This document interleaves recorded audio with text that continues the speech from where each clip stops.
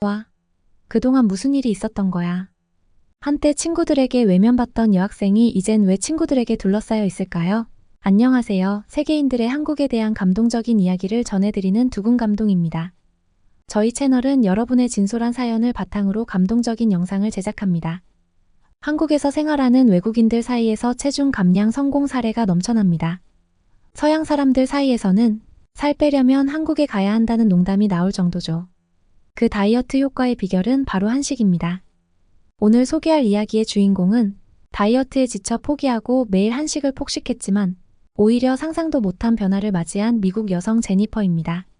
한국 생활을 마치고 미국으로 돌아간 제니퍼는 동창회에서 모두의 시선을 한 몸에 받았습니다. 도대체 그녀에게 무슨 일이 일어난 걸까요? 한식을 통해 그녀의 인생이 어떻게 바뀌었는지 제니퍼의 충격적이고 놀라운 이야기를 지금 바로 만나보시죠. 안녕하세요. 저는 제니퍼입니다. 미국에서 태어났지만 이제 한국을 진정한 고향으로 느끼는 사람입니다. 평생을 미국에서 보냈지만 대학 시절 4년을 한국에서 보내면서 제 인생은 완전히 뒤바뀌었죠. 한국의 독특한 생활 방식과 맛있는 음식 문화, 그리고 따뜻한 사람들과의 교류가 제 자신감을 새롭게 되찾게 해주었습니다. 어떻게 한 나라가 한 사람의 인생을 이토록 극적으로 바꿀 수 있었는지 저는 상상도 하지 못했습니다. 한국에서 대학을 마치고 미국으로 돌아왔지만 제 마음은 여전히 한국에 머물러 있습니다. 한국에서의 삶을 그리워하며 다시 그곳으로 돌아갈 방법을 고민하고 있어요. 단순한 여행이 아니라 다시 한국에서의 생활을 시작하고 싶습니다. 제 이야기를 들으시면 왜 제가 한국을 이렇게 그리워하는지 이해하시게 될 거예요. 가장 눈에 띄는 변화는 제 체중이었습니다. 한국에서 무려 40kg를 감량했어요. 믿기 힘들겠지만 한국의 생활 환경 덕분에 가능했습니다. 아마 여러분도 궁금하실 거예요. 어떻게 미국에서는 체중이 계속 늘어났는데 한국에서는 어떻게 이렇게 많이 감량할 수 있었는지 말이죠. 미국에서는 음식에 대한 제약이 거의 없습니다. 어린아이들도 도넛, 감자튀김, 치킨 너겟, 그리고 각종 달콤한 초콜릿을 일상적으로 먹죠. 하지만 한국에 처음 도착했을 때 같은 음식이라도 양이 훨씬 적고 음료 역시 덜 달다는 사실에 깜짝 놀랐습니다. 한국의 식습관은 미국과 전혀 달랐어요. 한국의 아이들은 어릴 때부터 건강한 음식을 접하고 그 영향으로 성인이 되어서도 건강한 식습관을 유지하게 됩니다. 미국인에 비해 한국인들이 유독 마른 체형을 가진 이유가 나라 특유의 선호 음식 때문이라는 걸 이제야 깨달았습니다. 특히 미국에서는 도넛 같은 달콤한 음식들이 항상 유혹적이고 대다수가 선호하는 음식 중 하나입니다. 반면에 한국 사람들은 일주일에 몇 번만 이런 음식을 먹죠. 저 역시 미국에서 어린 시절을 보낸 만큼 자연스럽게 접한 달콤하고 칼로리 높은 음식들로 인해 몸무게는 점점 증가하기 시작했어요. 눈에 띄게 체중이 늘었음을 알았지만 딱히 방법이 없었습니다. 학교나 집, 도심 어디를 가도 눈길이 가는 곳에는 항상 달콤한 음식들이 자리를 차지하고 있었거든요. 고등학교에 올라가 친구들과 함께 시간을 보낼 때도 쉽게 먹을 수 있는 음식은 도넛과 햄버거 그리고 피자가 전부였습니다. 특히 저는 다른 친구들에 비해 살이 더 잘 찌는 체질이었던 것 같았어요. 운동이 필요하다고 생각한 저는 친구들과 함께 운동을 시작하기로 했습니다. 마침 학교에서 주최한 조깅 행사에 참여하게 되었죠. 하지만 몇 번 뛰다 보니 금세 지치고 말았어요. 숨이 턱까지 차오르면서 결국 바닥에 주저앉아 도넛 찾고 있었죠. 조깅보다 도넛의 유혹이 훨씬 강력했거든요. 그때 다이어트가 정말 쉽지 않다는 걸 뼈저리게 깨달았습니다. 부모님은 제가 건강해지길 바라셨지만 운동을 좋아하지 않는 저를 이해하기 어려워하셨어요. 그래서 부모님과 함께 주말마다 등산이라도 가기로 했습니다. 처음엔 싫었지만 자연 속에서 걷다 보니 점점 즐거워지더군요. 물론 산에서 내려와서는 도넛 가게에 들르는 것이 일상이 되어버렸지만요. 몇 번의 등산 후 학교에서는 제가 운동을 시작했다는 소문이 퍼지기 시작했어요. 한 번은 같은 반 친구가 "캐서린, 너 정말 등산 가?" 라고 묻더군요. 저는 웃으며 대답했죠. "응, 등산하면 기분이 정말 좋아지거든." 살을 빼기 위해 등산을 시작했다는 이야기와 등산을 해도 그대로 일 거라는 두 가지 소문이 있었습니다. 친구들은 저를 둘러싸고 "캐서린, 너 정말 등산하는 거야? 아니면 등산한다고 말만 하는 거야?" 라고 물으며 내기를 걸었습니다. 저는 어떤 대답도 하지 못했어요. 뭐라고 말해도 더 큰 웃음거리가 될 것 같았거든요. 이를 악물고 열심히 운동하면 친구들이 알아줄 거라 믿고 버텼지만 결국 체중은 줄지 않았고 전 무척 실망했어요. 친구들의 관심에서 멀어지고 운동을 해도 아무 효과가 없다는 사실을 깨닫고 나니 자존감은 바닥을 쳤습니다. 더 이상 이곳에 머물고 싶지 않았고 어딘가로 떠나고 싶었어요. 하지만 갈 곳이 마땅치 않았습니다. 결국 고민 끝에 다른 나라의 대학으로 진학하기로 결심했어요. 학생 신분이라면 어느 나라를 가도 무시당할 일은 없을 거라 생각했죠. 여러 나라를 검토하던 중 한국이라는 나라가 눈에 들어왔습니다. 아시아의 나라였는데 세계 경제 대국 중 하나로 손꼽힐 만큼 발전된 곳이었어요. 개발도상국보다는 미국처럼 발전된 도시에서 지내는 게 더 낫겠다고 판단했습니다. 그렇게 저는 한국의 대학에 입학하게 되었어요. 한국 대학에서 처음 친구들을 사귀었을 때는 큰 기대를 하지 않았습니다. 이미 미국에서 친구 관계가 좋지 않았기 때문에 한국에서도 비슷할 거라 생각했죠. 한국 친구들도 외모로 저를 판단하고 제가 게으르고 먹기만 좋아하는 사람이라고 여길 것 같았어요. 큰 기대는 없었지만 제가 어떤 말을 해도 상대방의 생각을 바꾸기 어렵다는 걸 미국에서 배웠기 때문에 그저 지켜보기로 했습니다. 하지만 한국 친구들과의 생활은 생각보다 즐거웠습니다. 항상 제 의견을 물어보고 제가 좋아하는 것을 기억하고 챙겨주는 모습에 서서히 마음을 열기 시작했어요. 특히 한국 친구들과 함께 맛집을 찾아다니는 것이 너무 즐거웠습니다. 한국에는 정말 맛있는 음식들이 많았거든요. 주말마다 한국 친구들을 만나 맛집 탐방을 다니는 시간이 행복한 일상이 되었습니다. 밥을 먹고 나면 우리는 길거리를 돌아다니며 상점들을 구경했습니다. 그렇게 걸으며 이야기하다 보면 목이 마르기 마련이죠. 그러면 우리는 카페에 앉아 차를 마시며 한참 수다를 떨곤 했습니다. 시간이 지나 출출해지면 다시 밥을 먹으러 가곤 했는데 이번에는 꽤 먼 곳으로 이동해야 할 때가 많았어요. 자연스럽게 다시 이야기하며 걷다 보면 시간이 금방 지나갔죠. 그리고 저녁은 항상 맛있게 먹었습니다.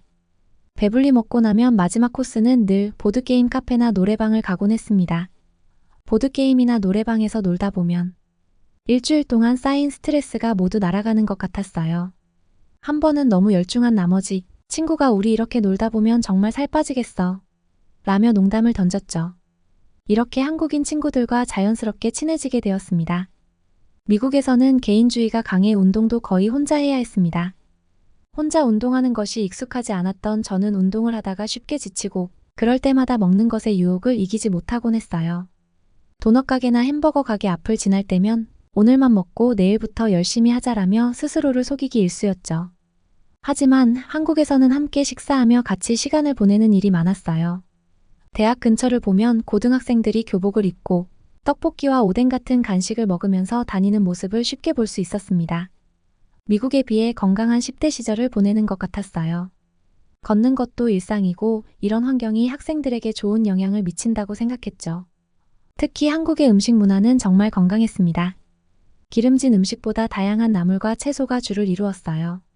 한국 친구들은 다이어트를 한다며 밥을 반 공기만 먹고 나물 반찬을 더 많이 먹곤 했습니다.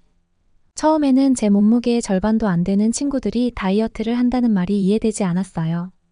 뺄 살이 어디 있다고 다이어트를 하냐? 라며 장난스럽게 묻기도 했죠. 그런데 한국 친구들은 자신들의 건강을 위해 적정 체중을 유지하는 게 중요하다고 알려주었습니다. 겉으로 보기에는 말랐어도 체중을 관리하는 게 건강에 좋다는 것이었죠. 그 이야기를 듣고 저는 그동안 외모로 판단했던 것을 반성하게 되었어요. 친구는 웃으며 우리나라 사람들은 배부르게 먹어도 건강하게 먹으려고 해. 너도 너무 걱정하지 말고 즐겨봐. 라고 말해주었죠. 그 대답이 아직도 기억에 남습니다. 한국 친구들이 자주 하던 말이 있는데요. 맛있게 먹었으면 0칼로리라고요. 살이 정말 안 찌는 것 같았어요. 그 말을 듣고 저도 밥을 반 공기로 줄이기 시작했어요. 반찬이 워낙 다양하고 맛있어서 식사를 하고 나면 배고프다는 생각이 들지 않았습니다. 그렇게 6개월이 지난 어느 날 미국에서 가져온 제 옷이 너무 커졌다는 걸 알게 되었어요. 그때 옷을 보며 내가 이렇게 많이 변했구나라고 혼자 웃었던 기억이 납니다. 같은 바지를 입었는데 허리 부분에 주먹 하나가 들어갈 정도로 헐거워진 걸 보고 깜짝 놀랐습니다. 한국에 와서 특별히 다이어트를 하려던 것도 아니었거든요. 한국 친구들이 건강하게 먹는다는 말을 듣고 한국 사람들이 살이 찌는 주요 원인으로 생각하는 밥의 양만 조금 줄였을 뿐인데 전 여전히 배부르게 끼니마다 먹고 있었습니다. 특히 주말이면 친구들과 간식을 즐기고 식사를 배부르게 한 후에도 기숙사 앞 편의점에서 간식을 사 먹는 일이 잦았어요. 먹는 양을 전혀 줄이지 않았는데도 살이 빠지는 게 정말 신기했습니다. 미국에서는 먹는 양을 줄이고 운동도 열심히 했지만 이렇게 눈에 띄는 변화는 없었거든요. 한국 친구가 말했던 건강하게 먹는다는 것이 무엇인지 점점 깨달아갔습니다. 미국에서 즐겨 먹던 피자, 햄버거, 도넛은 탄수화물과 지방이 많이 들어가 있었어요. 한 끼에 채소는 거의 먹지 않았죠. 피자나 햄버거, 도넛을 먹을 때 함께 곁들이던 탄산음료나 감자튀김도 고칼로리 음식이었으니 아무리 적게 먹어도 살이 찔 수밖에 없었습니다. 반면에 한식은 완전히 달랐습니다. 한국인들은 밥이 살이 찌는 원인이라고 생각하지만 미국에서 피자에 감자튀김을 곁들여 먹는 식사에 비하면 그 양은 훨씬 적었어요. 반찬들은 대부분 채소로 구성되어 있었고 조리 방법도 기름에 튀기는 것이 아니라 데치거나 무치는 등 자연 그대로의 맛을 살리는 방식이었습니다. 한 끼 식사에서 다양한 영양소를 고루 섭취할 수 있었기 때문에 몇 끼를 배부르게 먹어도 살이 찔 확률이 낮았습니다. 칼로리 자체가 미국의 한 끼 식사에 비해 훨씬 적었기 때문입니다. 한국에서는 친구들과 만나면 많이 먹는 만큼 산책도 많이 했어요. 특히 우리는 자주 한강공원에 가서 산책을 즐겼어요. 한강공원에서 걷다 보면 자연스럽게 많은 이야기를 나누게 되고 그 과정에서 자연스럽게 운동도 되니까요. 미국에서는 이런 생활을 상상하기 어려웠어요. 학교를 다닐 때도 매번 차로 이동하다 보니 제대로 된 움직임을 가지려면 돈을 주고 운동을 하러 가야 했습니다. 그러나 한국은 달랐습니다. 일상 속에서 자연스럽게 움직임이 늘어났어요. 저녁을 배부르게 먹은 날에는 친구들의 제안으로 대학교를 한 바퀴 산책하며 소화를 시켰습니다. 그래서 한국에서의 4년 동안 자신감을 많이 되찾을 수 있었어요. 미국에서는 제가 의지가 부족하다고 생각해 자존감이 낮아졌지만 한국에서는 그렇지 않았습니다. 한국에 와서야 알게 된 것은 제 의지가 약한 것이 아니라 미국의 식습관 문화가 살이 찔 수밖에 없는 환경이라는 것이었어요. 그렇게 시간이 흘러 어느덧 미국으로 돌아가야 할 시기가 다가왔습니다. 한국에서의 대학 생활이 끝났기 때문이었죠. 한국에서 취업하는 것도 고려했지만 부모님께서 우선 미국으로 돌아와 다시 생각해 보기를 원하셨기에 그 뜻을 따르기로 해서 저는 다시 미국으로 돌아가게 되었습니다. 미국에 도착하자마자 공항에서 저를 기다리던 부모님은 제 모습을 보고 깜짝 놀라셨어요. 어머니는 저를 한참 동안 바라보시더니 캐서린 정말 너 맞니? 라며 눈을 동그랗게 뜨셨어요.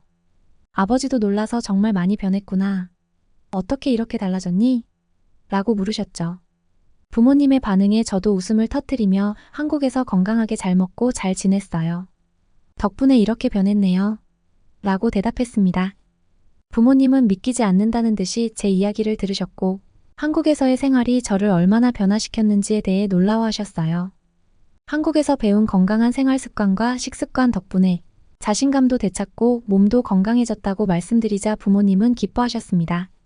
아버지는 이제 우리도 한국식 식단을 한번 시도해봐야겠구나라며 농담을 던지셨고 어머니는 그래, 우리도 건강한 식습관을 배워야겠다라고 웃으며 말씀하셨어요.